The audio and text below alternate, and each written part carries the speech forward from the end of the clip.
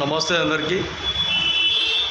ఈ ప్రపంచంలో యుద్ధం ఎక్కడైనా మొదలైందంటే ఆ దేశంలోనో ఈ దేశంలోనో ఏదో ఒక విధంగా శత్రుత్వం ఉందని అర్థం.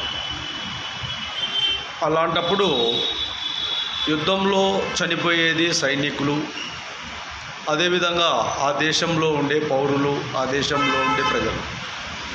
ఇలాంటి విధానంలో ఏ దేశంలో కూడా దాదాపు చివరి వరకు యుద్ధం జరిగిన తర్వాత ఆ యుద్ధంలో ఆ దేశాన్ని ఆక్రమించుకోవాలి, ఈ దేశాన్ని ఆక్రమించుకోవాలని, ఆ దేశ పతనం ఈ దేశ పతనాన్ని కోరుకునే రాజ్యాలు ఎక్కడైనా ఉన్నాయంటే గతంలో. ఇప్పుడు యుద్ధాలు జరుగుతున్నాయంటే దాదాపు కొన్ని లక్షల మంది చనిపోతూనే ఉన్నారు. కానీ ప్రపంచ దేశాలు చూస్తూనే ఉన్నాయి, కానీ ఎక్కడ కూడా యుద్ధాలను ఆపడంలే ఈ మధ్య కాలంలో.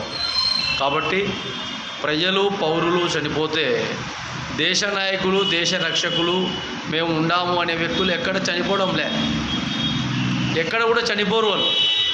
కానీ దేశ పౌరులు మాత్రమే చనిపోతున్నారు అంటే దానికి అర్థం ఏమని, ఈ యుద్ధాన్ని ఏదో ఒక విధంగా మధ్యలోనే లేదంటే వెంటనే ఆపే విధంగా ప్రణాళికలు తీసుకొని అటుపక్క ఇటుపక్క దౌత్యవేత్తలు ఉంటారు, వాళ్ళతో మాట్లాడి అన్ని విధాలుగా యుద్ధాన్ని సమాప్తం చేసే విధంగా ప్రణాళికలు తీసుకొని రాజ్యాలు, రాజ్యాంగాలు ఆ విధంగా అమలు చేసుకోవాలి.